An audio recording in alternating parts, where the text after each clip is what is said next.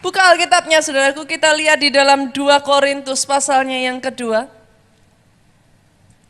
2 Korintus pasalnya yang kedua, ayatnya yang ke-12. Ini yang dikatakan oleh Rasul Paulus, saudara. Satu ayat saja yuk kita baca sama-sama 2-3.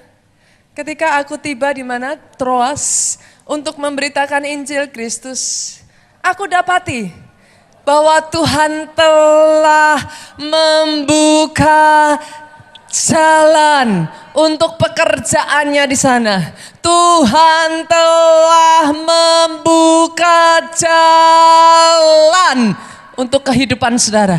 Tuhan telah membuka jalan untuk masalah saudara. Dari apa yang kita baca ini saudaraku, saudara bisa melihat sesuatu yang jelas. Kata-kata yang dipakai sangat jelas saudaraku. Tuhan telah membuka jalan. Artinya saudaraku, bukan dari pihak kita Pak.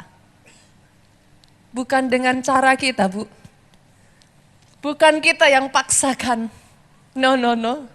Bukan kita yang berusaha dengan semua kekuatan kita. Tapi hari ini saya membawa kabar baik Pak.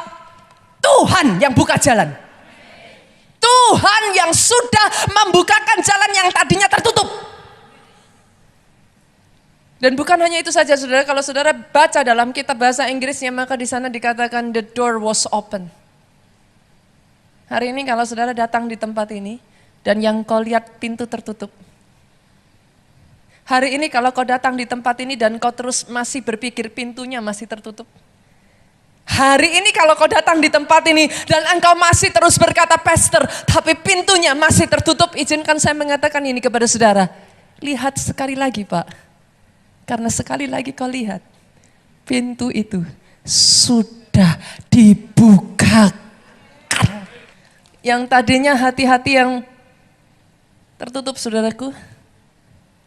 Halo, berapa banyak dari istri-istri di tempat ini yang kau berkata pastor, pintu hati suami saya tertutup. Pastor, pintu maaf itu sudah tidak ada lagi. Pastor, pintu pengharapan itu sudah tidak ada lagi.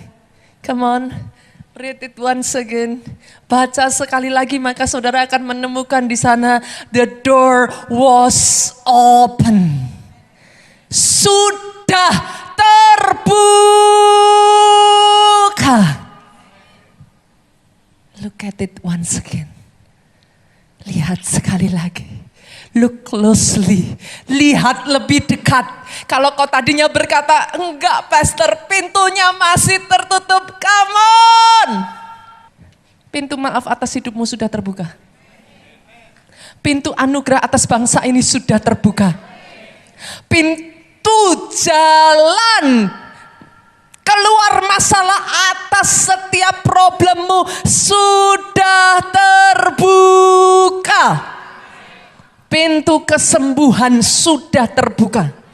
Satu demi satu saya perkatakan saudaraku saat ini. Pintu hati yang bahkan tadinya tertutup saudaraku. Hati yang bahkan rasanya sudah begitu sulit. Saudaraku, saya percaya Rasul Paulus ini bukan anak kemarin sore.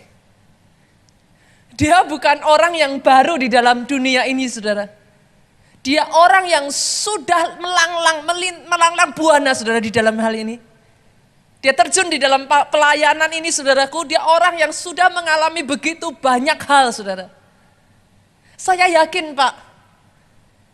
Begitu banyak masalah terjadi dalam kehidupan Rasul Paulus. Alkitab mencatat berapa kali dia karam kapal, berapa kali hampir mati. Apa yang dialami Rasul Paulus jauh lebih dari yang kita pikirkan, Pak. Berapa kali dicambuk, harus dipenjara.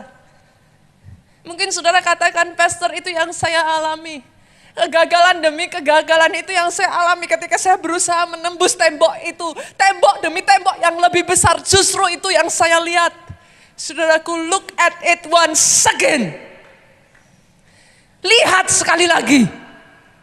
Kalau saudara masih melihat pintu itu tertutup, saya perkatakan hari ini the door was open. It has to be open. Pintu apapun itu saudaraku saat ini.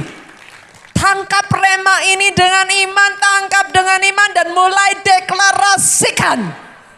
Saya tidak tahu pintu apa yang tertutup dalam kehidupanmu. Saya tidak tahu apa yang terjadi atas keluargamu. Dan saya tidak tahu pergumulan apa yang kau alami, saudara. And I don't care. Karena yang saya tahu, saudaraku, pintu-pintu yang tertutup itu hanyalah sebuah jalan untuk kemuliaan Tuhan dinyatakan lebih dahsyat lagi. Semua pintu-pintu yang tertutup yang kau perkatakan begitu sulit itu, Pak. Pintu tertutup atas pemulihan hubungan keluargamu, saudaraku. Pintu tertutup atas apapun yang kau alami saat ini, saya perkatakan di dalam nama Yesus sudah terbuka.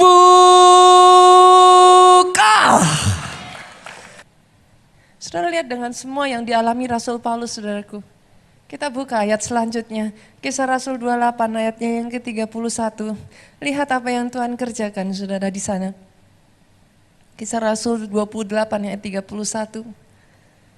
Sama-sama yuk kita baca, 2, 3.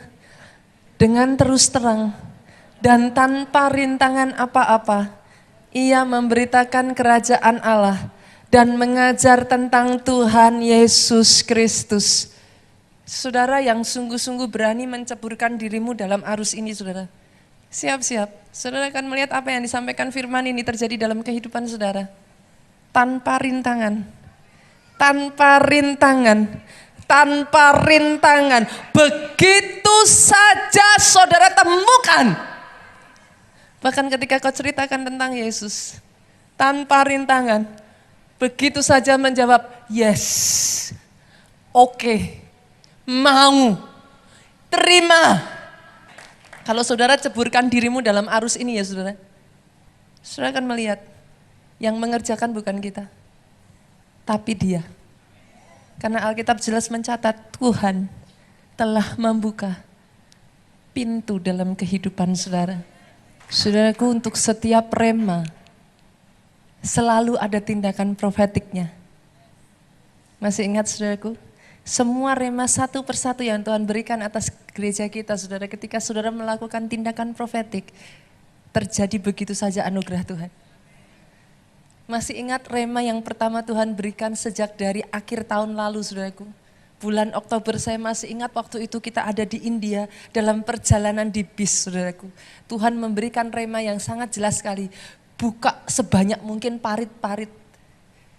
Tindakan profetik yang Tuhan rindukan kita kerjakan di tengah-tengah kita adalah Pondok Daud. Semakin banyak Pondok Daud dibuka, semakin banyak Tuhan kerjakan karyanya yang ajaib, saudara. Dan itu ditepati, saudara. Terus menerus Tuhan kerjakan. Lalu bulan Februari kemarin masih ingat benih profetik. Saya mendengar begitu banyak kesaksian ketika mereka melangkah dengan iman menaburkan benih profetik. Sampai detik saat ini saudaraku. Saya masih mendengar kesaksian demi kesaksian. Yang saya tahu saya nggak bisa saksikan satu persatu, waktunya akan terbatas sekali. Terus terjadi ketika mereka taburkan benih profetik, terjadi begitu saja. Masih ingat bulan ketiga Maret saudara.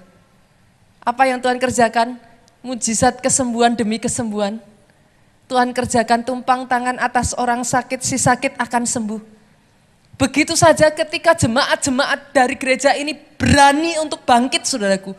Mereka yang tadinya sama sekali merasa kami bukan siapa-siapa pastor, cuman mau saja dipakai Tuhan, tumpang tangan. Oh nggak perlu saudaraku, pendeta nggak perlu orang yang terkenal, nggak perlu siapa-siapa. Kalau saudara percaya firman Tuhan berkata barang siapa percaya tumpang tangan atas si sakit, dia sembuh. Dan begitu saja saudaraku terjadi kesembuhan demi kesembuhan. Hari ini dengar baik. Rema firman yang Tuhan berikan kepada setiap kita saat ini saudaraku, the open door. Pintu terbuka atas kehidupan saudara, tangkap rema ini saudaraku. Tindakan profetik yang harus kita lakukan adalah apa saudara? Bersaksi. Jangan sia-siakan momen ini saudara. Masih ingat firman Tuhan yang saya sampaikan beberapa waktu yang lalu. Jadi displaynya Tuhan. Jadi sampelnya Tuhan. Ketika saudara menyediakan dirimu jadi displaynya Tuhan. Keajaiban demi keajaiban itu jadi bagianmu. Bukan satu mujizat. Karena kalau saudara jadi displaynya Tuhan, satu mujizat gak akan cukup. Bukan 2 mujizat. Bukan 3 mujizat. Hidupmu adalah mujizat. Lewat semuanya itu Tuhan punya cara dan punya rencana. Kadangkala tidak seperti yang kita inginkan, tidak seperti yang kita pikirkan. Pegang Tuhannya, jangan pegang mujizatnya. Yang mengerti katakan amin. Mujizat bisa mengecewakan saudaraku. Karena sering kali saudaraku, jalan Tuhan bukan jalan kita, rencana Tuhan bukan rencana kita. Kalau tidak ada mujizat dan saudara meninggalkan Tuhan, kalau sedikit-dikit semuanya tergantung pada mujizat, dengar baik, dia punya agenda. Kadang agendanya tidak masuk pikiran kita, kadang agendanya tidak persis seperti yang kita inginkan.